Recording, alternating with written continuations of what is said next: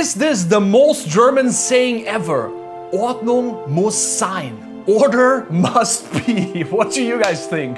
Guten Tag, everybody. My name is Stefan. I'm originally from Germany, but I've been living in Los Angeles for over 10 years now. In my videos, I want to show you my observations and my perspective as a German immigrant living in the United States. Today, we want to look at the German mind through German sayings. We start right after my short intro. Deutschland. I've been looking for America. Check it out. Go.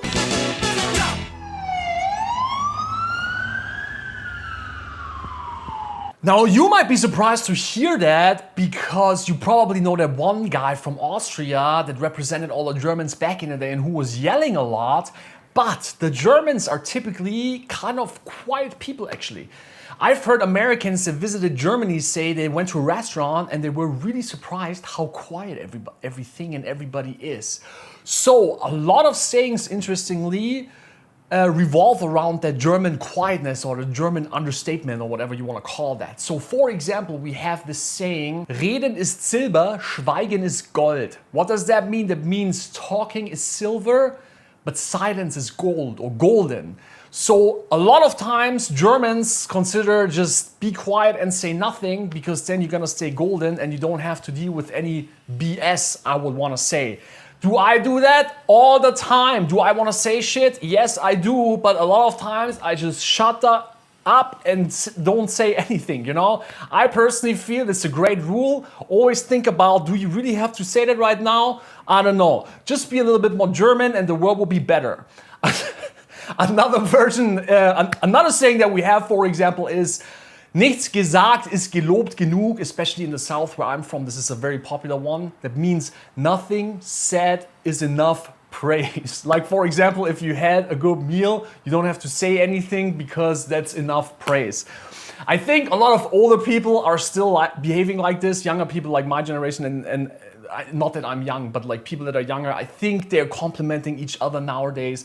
But it is very traditional German that you don't say a whole lot. Because usually when the German talks, including myself, we like to complain. We like to express our disliking of things. So if we don't express anything, that means it's good, it's fine, no problem. Another saying around the quietness in Germany is Stille Wasser sind tief. What does that mean? Silent waters are deep. That means, for example, you have the one friend that always sits in the corner and doesn't say anything the whole night. You don't even know if he's like mentally there. But then all of a sudden he or she opens her mouth and says something and you like, wow, this was really, really deep. So never underestimate the quiet one in the group. And then I believe in the United States we have something similar. Schlafende Hunde sollte man nicht wecken. That means do not wake up sleeping dogs.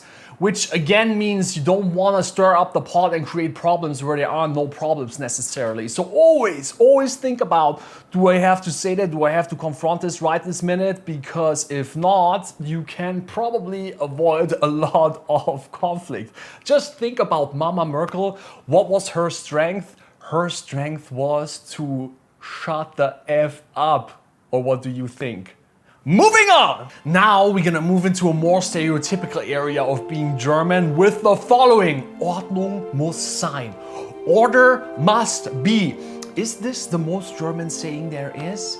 I have a strong feeling that potentially yes, it is. But I also have to admit that I'm a strong believer in this saying, order must be. I am like this. I like to be prepared. I like to follow rules. I am very, very German. This is just a thing that a lot of us Germans do and we love to follow the rules. Also, I met the most German person actually here in Los Angeles, interestingly, in California. And I realized that when we were in the car together, she was driving, I was on the passenger side, we were in downtown Los Angeles, and all of a sudden she started complaining about people passing on the right and that can't be true because actually in Germany that's prohibited. You cannot pass, overtake on the right, okay? You can't do it, it's against the law. And she was like, what is going on here? Why is everybody passing me on the right? We must follow the rules. The system will break down. So like, this is really, really true. Most German person I personally ever met here in Los Angeles complaining about passing on the right. We must follow the order. What goes with that saying is another one that says the exception proves the rule. Die Ausnahme bestätigt die Regel. I love that one too, because you can always put that in and justify anything with that. It's a great one, because just because it worked once doesn't mean that it will work again, so you're just the exception to the actual rule. Very German, love that. I think you should note that down because you can always drop that. Oh yeah, the exception proves the rule. Like, highly recommend using it. You will seem like a true German if you are in Germany, okay? The exception proves the rule. Die Ausnahme bestätigt die Regel. Congrats, you learned something again. Then, the Germans are also willing to acknowledge that it's important to practice and exercise because only practice makes you the master. Übung macht den Meister. Very, very German. I guess a lot of other people have that too, but they really acknowledge here that you have to practice. Repetition and everything makes you the master. But at the same time, they also acknowledge that everything that you start is difficult. Aller Anfang ist schwer. Every beginning, every start of something new is difficult. I think that is very true too. I think it's a great saying because it is hard to get your ass up and start something new. But so if you want to drop this onto something, just be like, yeah, every beginning is difficult. That also implies a little bit, yeah, why don't you just go ahead and do it? Because what are you waiting for, you know? Like, okay. Can be used in a couple of different situations. That's the nice thing about German sayings. You can, depending on how and when you say that, there is always like some kind of misunderstanding potentially. The next group of sayings we're gonna look at show how the Germans are in for the long game and how they accept that there is some type of effort. The first one that I think you also have in the United States is Ende gut, alles gut. All's well that ends well. But I do not know exactly how you use that in English, but in Germany it's usually implied when you say that during the entire process of whatever happened, there was some kind of like dumpster fire that had to be extinguished. And it can also mean that it was super problematic at some point and the dumpster fire could have set the whole building on fire, but you were able to extinguish it and Ende gut, alles gut. All's well that ends well, okay? So there is usually this implication that in between there was some major problem. The next one also acknowledges it takes time for a lot of things. Was lange währt, wird endlich gut. What takes a lot of time finally is good, finally is well. So again, it acknowledges that it takes effort. You need to take your time in order to do things. A lot of German sayings are about that. A lot of German sayings point out that it takes effort to do stuff. The next one is pretty cute, and the funny thing is a lot of Germans can't pronounce the English version and a lot of English-speaking people cannot pronounce the German version. The German version is mühsam ernährt sich das Eichhörnchen. The squirrel feeds itself with difficulty. Okay, the Germans, all the Germans say is squirrel, squirrel, squirrel, squirrel. Can you say that? Ha ha ha ha ha. I don't know if you know that, but most Germans for some reason cannot say squirrel. They say squirrel, but whatever. Hello, Germans. So, the squirrel feeds itself with difficulty. What does that mean? It means take your time. It's not going to be easy. You do not go around and find your food immediately like the squirrel. You have to look around and it will take time. Again, it takes effort.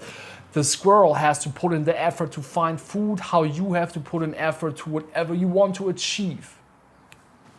Very cute saying. Very interesting that the Germans can say squirrel. I don't know why that is. Now we're gonna come to my favorite part because we're gonna talk about the super cliche stuff, the super stereotypical stuff. I love stereotypes and cliches. That's why I'm a bad person, but that's okay. So, As Germans, we're super efficient. Everything is about efficiency, right? We need to do that. So here's the first saying about efficiency. Der frühe Vogel fängt den Wurm. What does that mean? The early bird catches the worm. I'm pretty sure you have either the same saying or something to that extent.